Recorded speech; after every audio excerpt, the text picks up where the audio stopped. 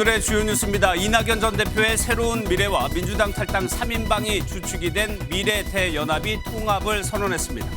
이준석 개혁신당 등과의 빅텐트 구성 논의도 이어간다는 계획인데 성사되기까지 적잖은 진통이 예상됩니다. 이준석 대표의 개혁신당에 합류할 가능성이 제기됐던 유승민 전 의원이 당을 지키겠다며 탈당하지 않겠다는 의사를 밝혔습니다. 이번 총선에선 공천 신청을 하지 않겠다며 불출마를 선언했습니다.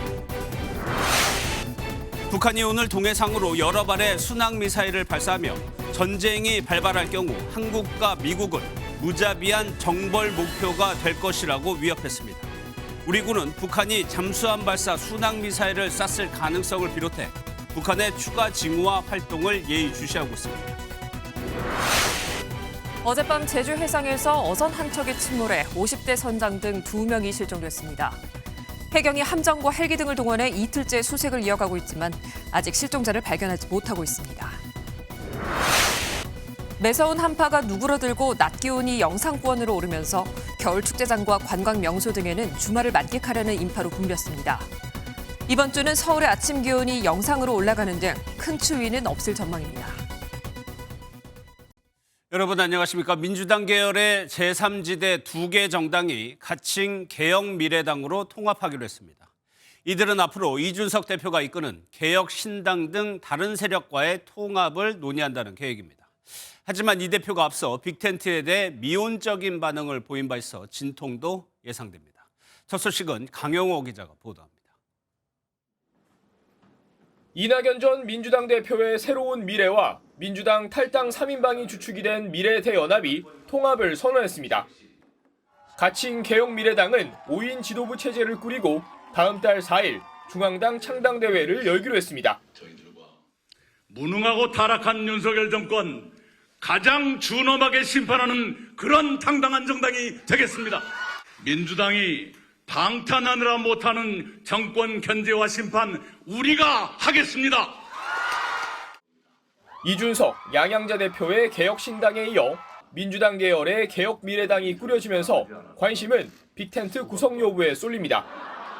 개혁미래당은 당내 대통합추진위원회를 만들어 이준석 대표의 개혁신당, 금태섭 대표의 새로운 선택 등과 빅텐트 구성 논의를 이어간다는 계획입니다. 가급적 각 당이 공천 프로세스에 돌입하기 이전에 통합하는 것이 좋겠다 이런 생각을 갖고 있고요. 하지만 빅텐트 구성에 적극적인 이낙연 전 대표와 달리 이준석 대표는 다소 미온적이라는 시각도 존재합니다. 제3지대의 또 다른 축인 금태섭 새로운 선택 대표는 MBN 통화에서 힘을 합치는 건 좋은 소식이라며 향후 개혁미래당이 내놓을 정책이나 비전을 들어보겠다고 밝혔습니다. 빅텐트 구성을 놓고 제3지대 정당 간 온도차가 나타나면서 당대당 통합보단 선거 연합과 같은 간접적 방식의 통합이 될 것이란 전망이 나옵니다. MBN 뉴스 강영호입니다. 이제 관심은 진영이 다른 이 세 개 세력이 과연 합칠 수 있느냐, 합친다면 어떤 형태가 되느냐입니다. 그리고 결국 이 과정을 국민들이 어떻게 보느냐가 중요합니다. 거대 양당 체제의 기득권을 깨겠다는 애초의 창당 의미가 살아날지 아니면 정치공학적인 이합집산으로 비칠지에 따라 정치적 파급력은 달라질 수 있기 때문입니다. 제3지대에서 러브콜을 받던 특히 이준석 대표가 모시고 싶다던 유승민 전 의원은 국민의힘에 남기로 했습니다. 총선 출마도 하지 않기로 했습니다. 자연히 개혁신당과의 연대는 무산됐습니다. 최현미 기자입니다. 유승민 전 국민의힘 의원이 자신의 페이스북에 당을 지키겠다며 공천 신청은 하지 않겠다고 밝혔습니다. 유 전 의원은 24년 전 입당에 힘든 시간도 많았지만 젊음을 바쳤고 당이 옳은 길을 가길 항상 원했으며 처음이나 지금이나 이 당에 누구보다 깊은 애정을 갖고 있다며 이같이 말했습니다. 그러면서 오랜 시간 인내해왔고 앞으로도 인내할 거라며 우리 정치가 더 나은 세상을 위해 복무하도록 남은 인생을 바치겠다고 밝혔습니다. 유 전 의원이 잔류 의사를 공언하며 이준석 개혁신당 대표와의 연대는 무산됐습니다. 먼저 탈당해 신당을 만든 이 전 대표는 모시고 싶은 마음이 굴뚝 같다며 유 전 의원과의 연대 의사를 밝혀왔습니다. 어떤 식으로든 총선에서 입장을 밝힐 텐데 저는 거기서 개혁신당 함께하길 바라죠. 이런 가운데 유 전 의원처럼 제3지대 합류 가능성이 제기됐던 권은희 국민의힘 의원은 내일 탈당합니다. 비례대표 신분이라 탈당과 동시에 의원직에서도 내려오게 되는데 탈당계를 제출한 후 이 전 대표의 개혁신당이나 이낙연 전 대표의 새로운 미래 등 제3지대에 합류할 것으로 보입니다. MBN 뉴스 최은미입니다.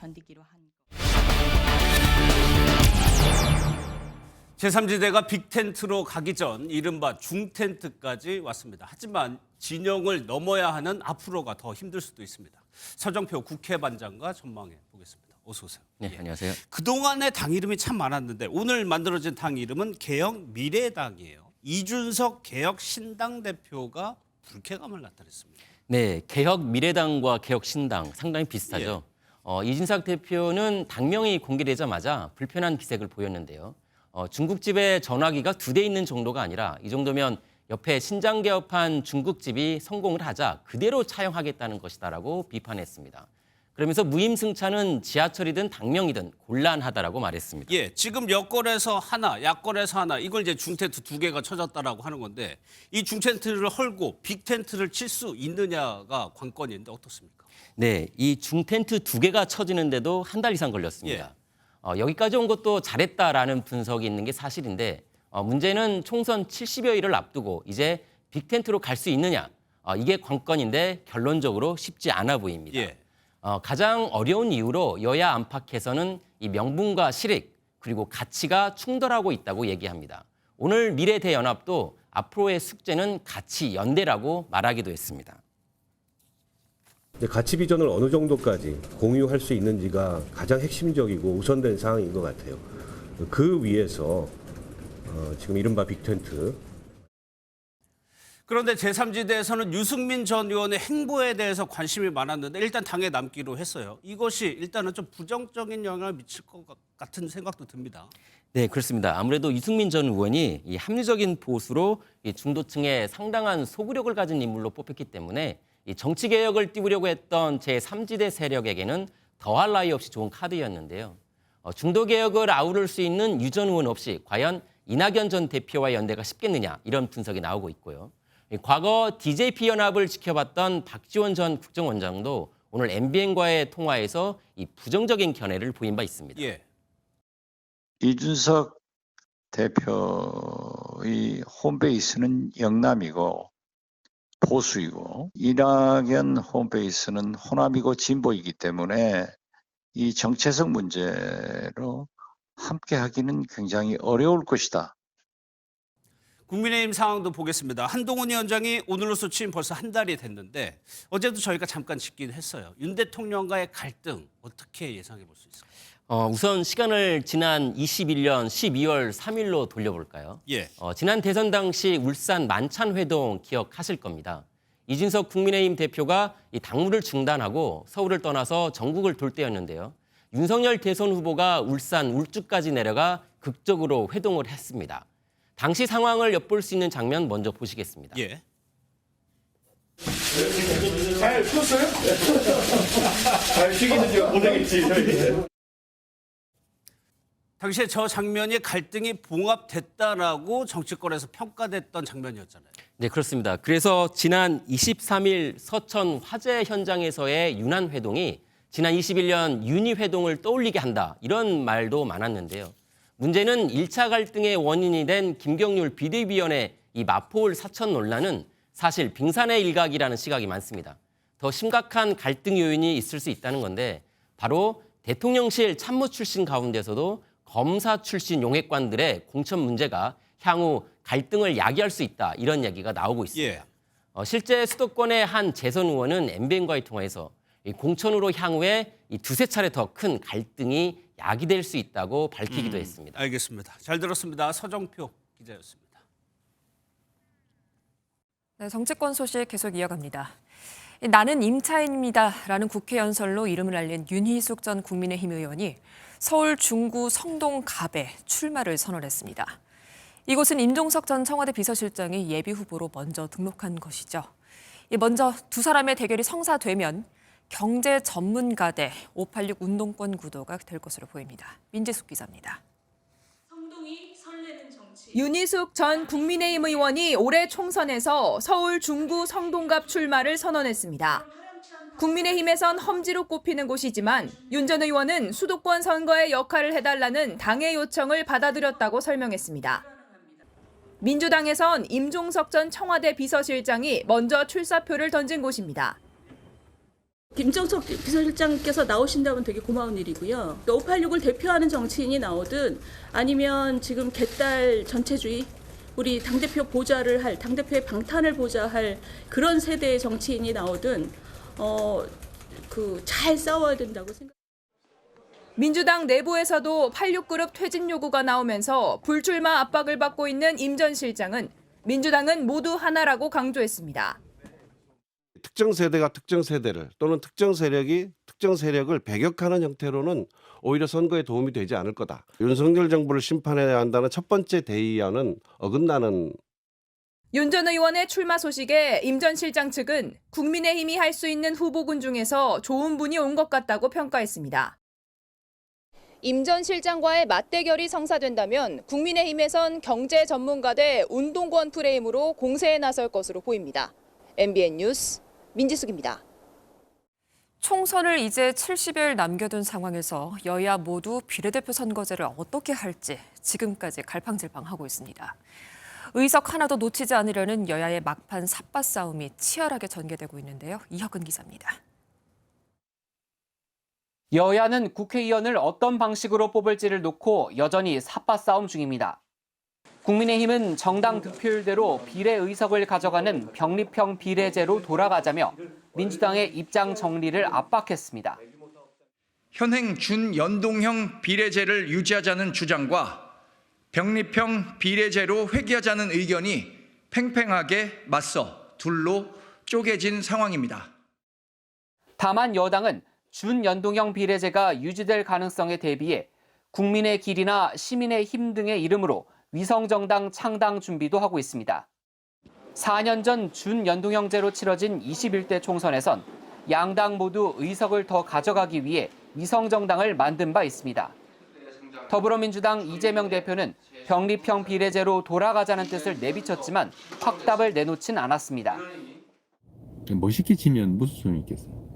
지금 우리가 처한 상황이 너무 엄혹하다. 민주당 역시 의석수 확보엔 병립형제가 유리하다고 판단하지만 위성정당 방지하는 연동형제가 이 대표의 과거 대선 공약이었기 때문에 고민하는 모습입니다. 정치권 안팎에서 거대 양당의 위성정당에 대한 비판이 쏟아지는 가운데 민주당은 조만간 의원총회를 열고 당의 입장을 결정할 예정입니다. MBN 뉴스 이혁근입니다. 북한의 도발이 계속되고 있습니다. 오늘은 동해상으로 순항미사일 여러 발을 발사했는데요. 이 발사 장소는 잠수함 시설이 있는 함경남도 신포리로 잠수함 발사 순항미사일 개발과 무관치 않아 보입니다. 먼저 김순철 기자입니다. 우리 군은 오전 8시쯤 북한이 동해상에서 여러 발의 순항미사일을 발사했다고 밝혔습니다. 현재 한미 정보당국이 정밀 분석에 들어갔는데 발사 장소는 함경남도 신포리로 파악됐습니다. 문제는 이곳이 잠수함이 밀집한 곳이라는 건데 우리 군은 북한이 잠수함 발사 순항미사일 SLCM 무기체계 개발에 속도를 내고 있을 가능성에 주목하고 있습니다.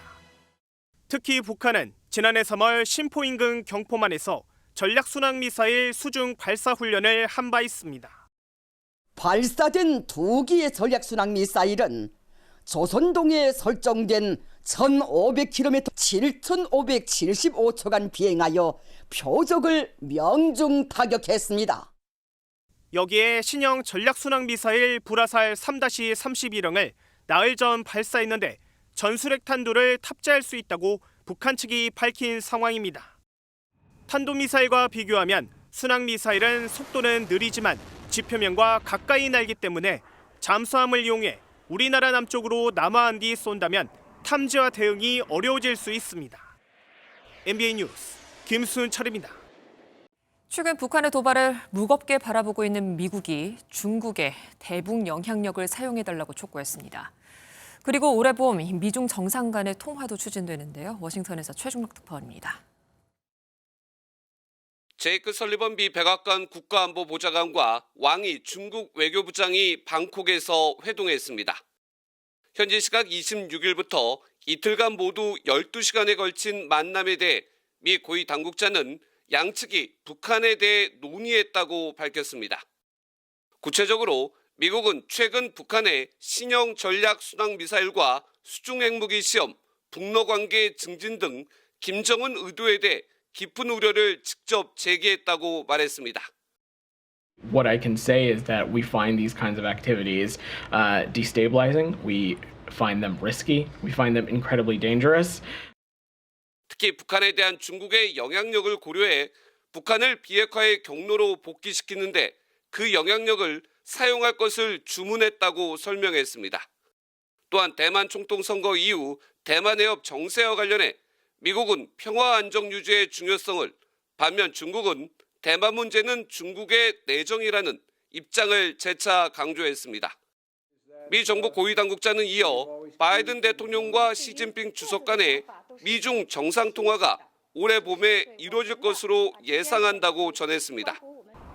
이런 가운데 북한 관영 조선중앙통신은 한미 사이버 동맹 훈련을 거론하며 전쟁 발발 시 한미가 무자비한 정벌의 목표가 될 것이라고 위협했습니다. 김정은의 핵 위협에 대한 미국의 분위기는 예전과는 다른 모습입니다. 북한의 위협을 가볍게 여기지 않겠다는 점이 돼 대응 수위가 달라질지에도 관심이 쏠립니다. 워싱턴에서 MBN 뉴스 최중락입니다. 북한이 연초부터 다양한 무기 체계를 이용해 도발을 이어가고 있습니다. 이번에는 앞서 보신 것처럼 순항 미사일이었습니다. 이성식 기자 나와 있습니다. 어서 오세요. 예, 계속해서 쏘고 있는데 나흘 만에 다시 쏜 겁니다. 네, 지난 24일 우리 군은 북한 순항 미사일의 움직임을 포착해서 발표했었습니다. 예. 이튿날 북한은 미사일 총국 명의로 개발 중인 신형 전략 순항 미사일의 첫 시험 발사를 진행했다고 주장했습니다. 북한의 도발 일지를 살펴보면요. 이달 중순 극초음속 중거리 탄도미사일을 발사한 데 이어서 수중 핵어뢰, 신형 전략 순항 미사일의 시험을 연달아 공개하고 있습니다. 과연 북한의 의도가 무엇인지 전문가에게 들어봤습니다. 다양한 수단으로 타격이 가능하다라는 거를 이제 과시하기 위한 걸 볼 수 있어요. 계속적으로 긴장을 유지하고 올리겠다라는 게 북한의 의도라는 거죠. 그런데 이 순항 미사일을 쏜 장소가 바다 위인지 아래인지 땅인지 이게 중요한데 일단은 잠수함에서 쏜 걸로 보여요? 네, 지난해 3월에도 비슷한 그 전력이 있었거든요. 북한이 잠수함 시설이 있는 심포 일대 바닷속에서 순항 미사일을 발사했던 겁니다. 오늘 발사한 장소도 심포 근방으로 전해지면서 잠수함에서 발사를 했을 가능성이 제기되고 있는 겁니다. 잠수함 발사 순항 미사일 SLCM은 잠수함에 실어서 물밑에서 기습 발사하기 때문에 어디서 공격하는지 파악하기가 힘들거든요. 그렇기 때문에 기존 순항 미사일보다 더 위협적이라는 평가입니다. 예. 물론 지난 목요일에 이어서 다시 한번 육상에서 발사했을 가능성도 배제할 수는 없습니다. 예. 그런데 나흘 전에 북한이 쐈던 순항 미사일은 사거리가 짧았었어요. 네, 당시 우리 군이 그 북한의 순항 미사일에 대한 정보를 일부 공개한 건데요. 그 내용 우선 들어보시죠. 예. 비행거리가 다소 짧았던 점을 고려할 때 이번에는 기존 순항 미사일의 성능 개량을 위한 것으로 평가하고 있습니다. 대략 1000km를 넘지 않았을 것이라는 추정이 나오고 있는데요. 이 미사일은 서해상으로 발사가 돼서 중국과 지리적으로 인접한 만큼 사거리에 제한이 있을 수밖에 없다는 분석도 있습니다. 북한은 관영 매체를 통해서 내일쯤 미사일에 대한 좀 더 자세한 정보를 공개할 것으로 보입니다. 이렇게 북한의 도발이 계속되면서 9.19 남북 군사합의는 사실상 파기됐다 이렇게 얘기하는데 우리 군이요. 육상의 완충구역에서 사격 훈련을 일단 진행하지 않겠다 이렇게 밝혔습니다. 네, 일각에서는 이르면 이달 중에 우리 군이 완충 지역에서 사격 훈련을 진행할 수도 있다 이런 관측이 나왔었는데요. 하지만 군 소식통에 따르면 시간을 갖고 대응하기 위해서 훈련을 잠정 보류했다고 밝힌 것으로 전해졌습니다. 북한군이 아직 육상의 완충구역에서 포병 사격 등 도발을 감행하지 않고 있는데요. 이런 상황에서 우리 군이 먼저 훈련을 재개하면 북한이 이를 빌미로 삼아서 오히려 긴장감이 높아질 수 있기 때문으로 분석됩니다. 알겠습니다. 네. 잘 들었습니다. 외교안보팀 이성식 기자였습니다. 네, 해상 사고가 이어진 주말입니다. 어젯밤 제주 서귀포에서 어선이 침몰해 선원 2명이 실종되는데 현재까지 수색 중입니다. 그리고 강릉 강문항에서 어선 한 척이 전복되는 일도 있었는데요. 안진우 기자가 전해드리겠습니다. 조명탄이 캄캄한 바다를 비춥니다. 해경 함정들이 실종자 수색 작업을 벌입니다. 어젯밤 10시쯤 제주 서귀포시 남동쪽 18.5km 해상에서 4.11톤급 어선이 전복됐습니다. 이 사고로 한국인 선장과 인도네시아 선원 2명 등 3명이 바다에 빠졌는데 인도네시아 선원 1명은 주변 선박에 구조돼 병원으로 옮겨졌습니다. 하지만 선장과 선원 등 2명이 실종됐습니다. 해경이 수색 작업을 벌이고 있지만 아직 구조 소식은 들려오지 않고 있습니다. 아직까지 구조했다거나 그런 추가 사항은 없습니다. 함선 17척이랑 항공기 4대, 또 육상에서도 한 150명 정도에서 수색하고 있습니다. 배 위에서 시뻘건 불길과 연기가 치솟습니다. 어제 오후 7시 30분쯤 부산 남영제도 남동쪽 18.5km 해상에서 조업 중이던 2.99톤급 어선에서 불이 났습니다.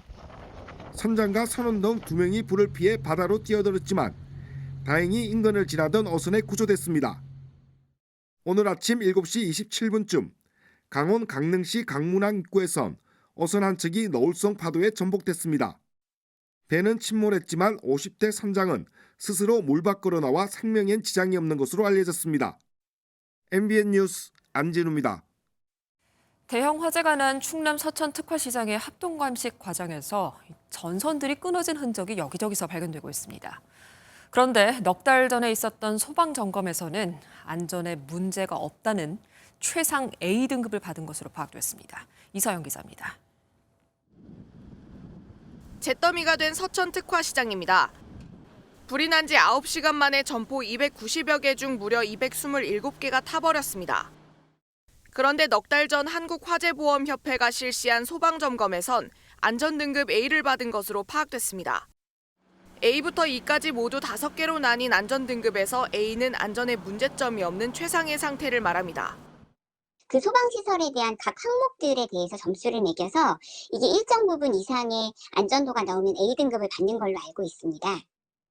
서천시장은 지난해 8월 한국전기안전공사가 시행한 건물 전기검사에서도 합격 판정을 받았고 앞서 지난 2020년 이루어진 소방점검 역시 안전등급 A를 받았습니다.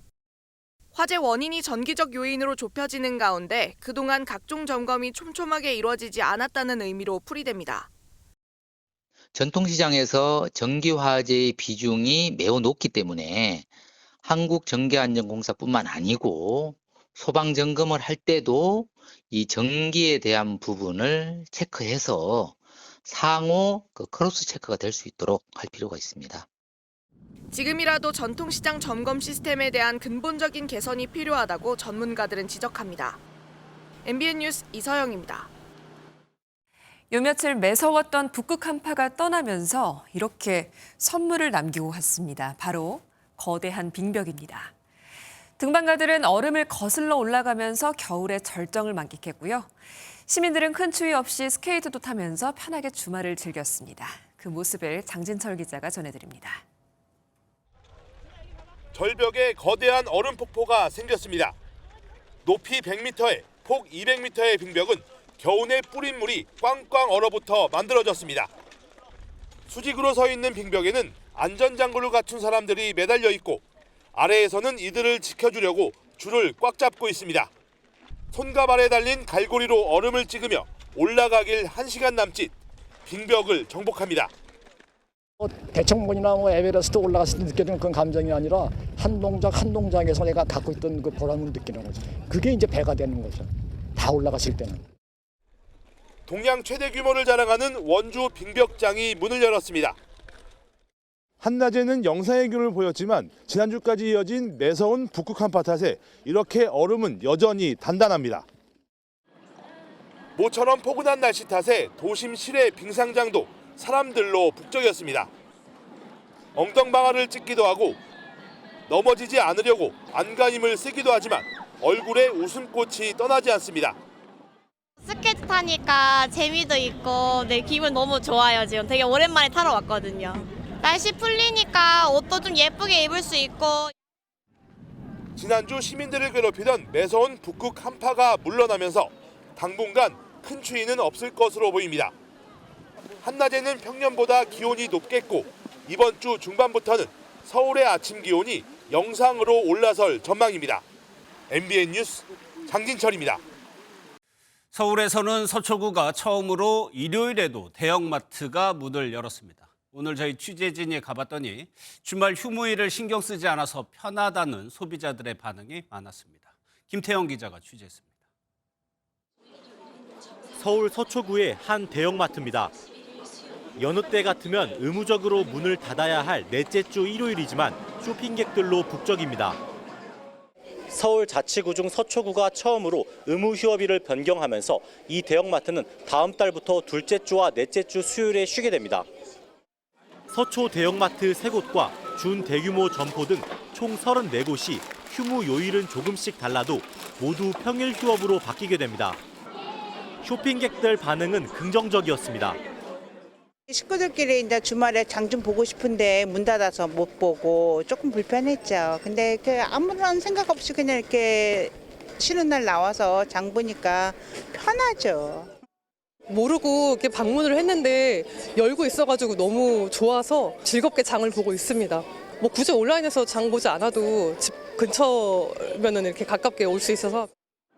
서초구엔 전통시장이 적고 모두 활발하게 운영되는 편이 아니라 휴업일 변경 파장은 적을 것으로 예측됩니다. 토요일날 일요일날은 거의 오피스 상권이라 사람이 없어요. 시장 기능은 이미 오래전에 상실한 데고. 동대문구는 다음 달부터 바뀌고 정부 차원에서도 평일 휴무를 추진하겠다고 밝힌 만큼 점차 의무 휴업일을 변경하는 자치구가 확대될 전망입니다. MBN 뉴스 김태형입니다. 쌀포대로 가방을 만들면서 환경을 보호하고 또 이 과정에서 일자리를 창출해 사회 공헌도 하는 ESG라는 것이 최근 기업의 트렌드입니다. 어떤 활동들이 있는지 박통일 기자가 알아봤습니다. 쌀포대가 겹겹이 쌓인 작업장. 포대 자루를 크기에 맞게 재단하는 작업이 한창입니다. 한 장 한 장 접착제로 천을 덧대고 다리미로 주름을 펴는 작업까지 마치고 나면 근사한 종이 원단이 완성됩니다. 작업자 대부분은 60, 70대, 많게는 80대 어르신들로 하루 4시간씩 일하고 있습니다. 얼마나 좋아요. 운동하고 돈 벌고 같은 친구들하고 이야기도 하고 하루가 너무 재밌지요. 단체 급식장에서 배출된 쌀포대가 종이 원단으로 변신해 가방으로 재탄생하고 있습니다. 웬만해선 안 찢어지는 쌀포대의 내구성에 차가 난 건데 환경 보호는 물론 어르신 일자리까지 2마리 토끼를 잡았습니다. 뭐 가방이라든지 핸드백이라든지 이런 걸 만들어냄으로써 젊은 세대들한테 좀 어필을 하고 젊은 세대들이 그 제품을 구매함으로써 어르신들 일자리와 또 환경까지 보존할 수 있는 모델이 되었다는 것에서 저는 좀 기쁘게 생각하고 있습니다. ESG는 요즘 기업 경영의 최대 화두입니다. 한 통신사는 안 쓰는 스마트폰을 자녀에게 물려주면 배터리를 무료로 교체해주는 스마트폰 다시 쓰기를 장려하고 있습니다. 또 커피 매장에선 포인트나 쿠폰 등을 내세워 개인컵 사용을 장려하는 등 친환경 사회공헌을 고민하는 기업들의 다채로운 마케팅이 이어지고 있습니다. MBN 뉴스 박통일입니다.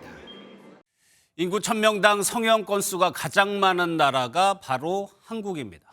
성형외과 의사 역시 많다는 의미고 이는 소아과나 산부인과 같은 필수 의료 분야의 의사는 부족해지는 결과를 낳습니다. 정부가 이런 의사 쏠림 현상을 개선하기 위한 대책을 내놓습니다. 김민수 기자가 보도합니다. 국내 성형외과 1번지로 불리는 압구정 거리입니다. 어디를 둘러보든 온통 성형외과 간판과 광고가 보입니다. 하늘의 별 따기인 필수 의료 예약과는 달리 언제든 원하는 시간대에 예약할 수가 있습니다. 이런 큰 수술 외에 그냥 간단한 보톡스 시술이랑 바로 식후 4시간만 경과하면 바로 수면 마취하고 바로 시술 가능합니다.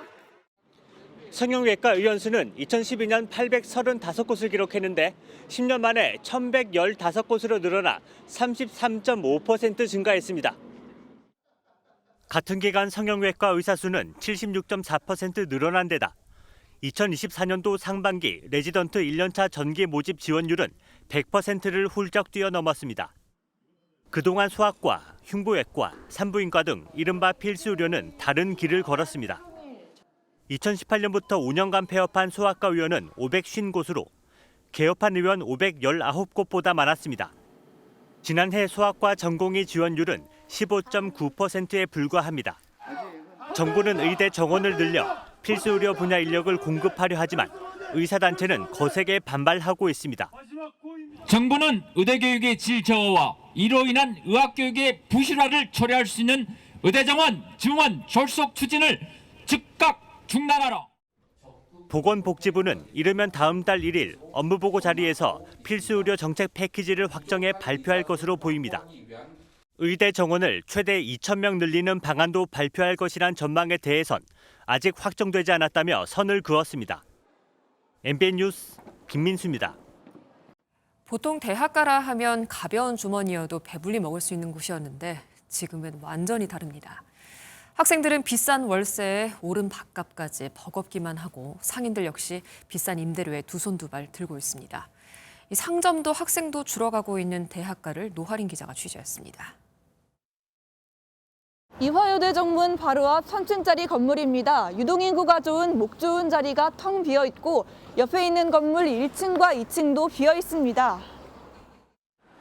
큰 길 옆 좁은 도로로 들어가면 상황은 더 어렵습니다. 이대 정문에서 연세대 쪽으로 향하는 길입니다. 도로 양 옆으로 공실들이 이어져 있고 임대문이라는 글만 덩그러니 붙어 있습니다. 확실히 물가가 많이 높아졌다고 생각이 들고 이제 한 끼 식사를 10,000원 안쪽으로 하기가 좀 힘들다는 점, 밖에 나가서 사 먹기가 조금 부담도 되고. 신촌 이대 지역 공실률은 22%로 코로나19 이전에 비해 4배 이상 뛰었지만 상인들의 임대료 부담은 여전합니다. 지금 여기 한 군데만 하고 있죠. 3군데를 하다가 이렇게 어려운데 같이 좀 하자 그러면은 내리면 올리기 어렵다고. 서울의 다른 대학가도 상황은 마찬가지입니다. 옛날에 자주 먹었던 그 떡볶이가 있었거든요. 1호점으로 있었던 가게들조차 좀 문을 닫는 그런 상황인 것 같아요. 지난해 성북구의 외식업 폐업률은 16%로 서울에서 가장 빠른 증가율을 보였습니다. 임대료는 고사하고 인건비라도 줄여보려고 무인 점포로 변화를 시도해보지만 그마저도 쉽지가 않습니다. 그러면 그 유행하는 그 무인 사진 그런 업종이 지금 몇 군데가 들어오면서 공실을 좀 줄여준 측면이 있어요. 그런데 거기도 이미 장사가 안 돼서 뭐 내놓는 이런 상황도 지금 벌어지고. 대학가 상권 침체의 원인은 결국 청년층의 비대면 거래 성향이라는 분석도 있습니다. 전반적인 사람들 소비 패턴이 변했다는 게 크죠. 그 옛날에는 다들 뭐 매장에 나와서 와서 먹었다 그러면 요즘은 그 1조라는 총 소비액 중에 3천억 정도는 집에서 배달을 해서. 고물가에 달라진 소비 행태가 겹치면서 대학가 상권 침체는 당분간 계속될 것으로 보입니다. MBN 뉴스 노하린입니다. 우리에게 영화 대부로 잘 알려진 할리우드 명배우죠. 로버트 드니로가 9번째 오스카상에 도전하고 있습니다. 그리고 이 8순의 나이에 9개월 늦둥이 딸을 키우는 소감도 함께 밝혔는데요. 윤현지 기자가 전해드립니다. It feels great because everything that I'm consumed with or worried about or this and that just goes away when I look at her. I'm an 80-year-old dad and it's great. 할리우드 배우 로버트 드니로가 미국 은퇴자협회와 인터뷰를 통해 늦둥이 딸에 대한 애정을 전하다가 눈물을 글썽였습니다. 드니로는 2번의 이혼 끝에 지금의 여자친구 티파니 첸을 만났고 지난해 4월 79살의 나이에 딸 지아를 얻었습니다. 첫째 딸 드레나와 51살 차이입니다. 드니로는 딸 지아를 두고 정말 놀랍다며 최대한 오래 살면서 함께 있고 싶다고 말하기도 했습니다. 드니로는 또 최근 영화 플라워 킬링 문으로 10번째 합을 맞춘 마틴 스코세이지 감독에 대한 믿음을 보였습니다. 스코세이지 감독의 영화 플라워 킬링 문은 1920년대 석유 시추권을 두고 발생한 원주민 살인 사건과 이를 조사하는 FBI의 전신 BOI의 이야기를 다뤘습니다. 드니로는 이 영화로 9번째 오스카 수상에 도전합니다. For Best Performance by an Actor in a Supporting Role, Robert De Niro in Killers of the Flower Moon. 드니로는 비열한 거리, 택시 드라이버, 인턴 등의 작품을 통해 국내외 팬들에게 많은 사랑을 받았습니다. MBN 뉴스 윤현지입니다. 강원 동계 청소년 올림픽이 개막 9일째입니다. 지금 경기장 바깥에선 우리 문화 K컬처를 알리는 다양한 행사가 진행되고 있는데요.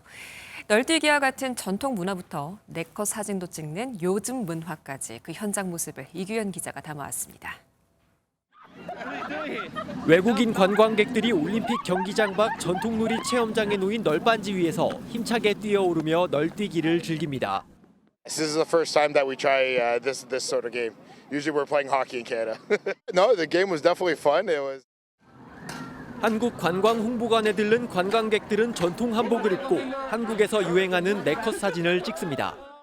사랑해요. 또 다른 체험장에서는 VR 장비를 착용한 채 가상 공간에서 겨루기를 하는 버추얼 태권도 대결이 한창입니다. 외국인 관광객들은 이렇게 경기장 밖에서 다양한 한국 문화 체험을 즐겼습니다. 세계인들이 참여하는 올림픽이다 보니 한국 문화를 알릴 수 있는 좋은 기회라고 생각했고요.